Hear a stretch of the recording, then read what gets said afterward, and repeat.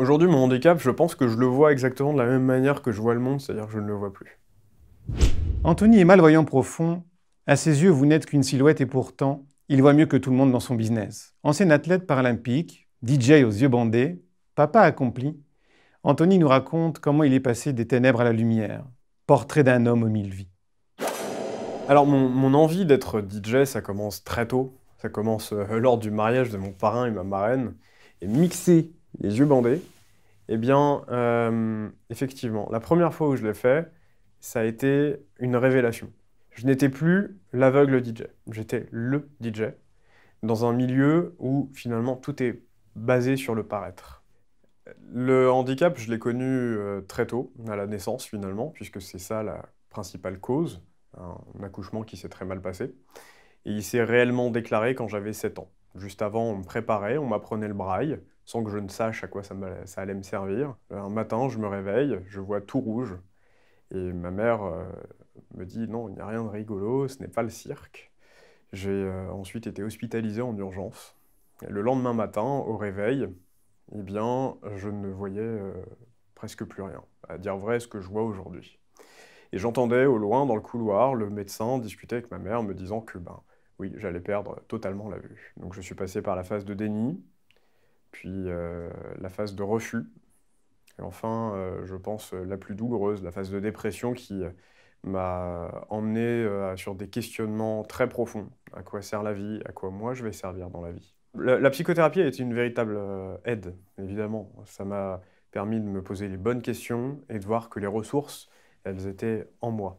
Puis parallèlement à cela, il y avait le sport. En étant judoka dans l'équipe de France paralympique et avec un palmarès jusqu'au championnat du monde junior où j'ai remporté le titre. Ça nous sort de notre euh, perception individuelle du sujet. C'est oui, je gagne, oui, je cherche à gagner, mais je ne le fais pas à n'importe quel prix.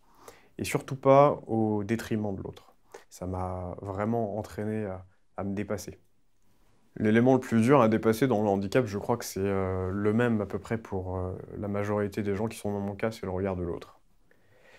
Si aujourd'hui je m'en fous éperdument et que j'en joue même davantage, je pense qu'au départ, c'est ce qui nous renvoie le plus mauvais de nos reflets. Alors les choses que j'ai mis en place pour justement combattre le regard de l'autre qui me rendait inconfortable, finalement, c'était de gommer toutes les aspérités de la déficience visuelle. Je me tourne systématiquement vers mon interlocuteur. J'essaye de lui porter mon regard, du moins pour qu'il sente qu'il a mon attention. Ensuite, ma mère a toujours fait attention, quand j'étais gamin, à la manière dont j'étais habillé. Elle me disait, la manière dont tu t'habilles, c'est l'image que tu renvoies.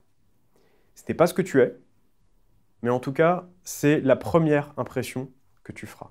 Et on n'a pas deux occasions de faire une première bonne impression. Mon désir, c'était d'être, ce que je disais, un intrus parmi la norme, et en même temps que l'on me considère normal. Aujourd'hui, eh bien, oui, je suis avec une femme parfaitement, en tout cas une femme qui répond aux normes de la société.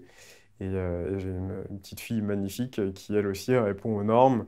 Et quelque part, eh bien, ça répond à cette aspiration finalement que j'ai pu avoir, d'avoir une famille tout à fait ordinaire, malgré le fait que je ne le sois pas. J'échange très souvent avec des personnes en situation de handicap qui ont soit le mien, soit un autre, soit un élément différenciant, aveugle de naissance par exemple.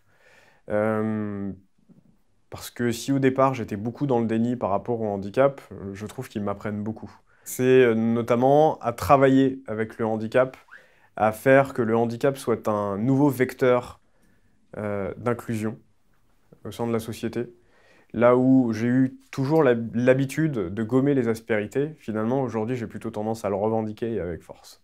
Depuis 2012, j'ai commencé une activité d'entrepreneur. Et puis depuis, ben, notre entreprise a fait des petits et s'est agrandie avec une entreprise qui fait du jumeau numérique de bâtiment et une application mobile de guidage indoor pour les déficients visuels. Serial rêveur, quelqu'un pour qui les plus belles victoires sont celles qu'il gagne sur lui-même.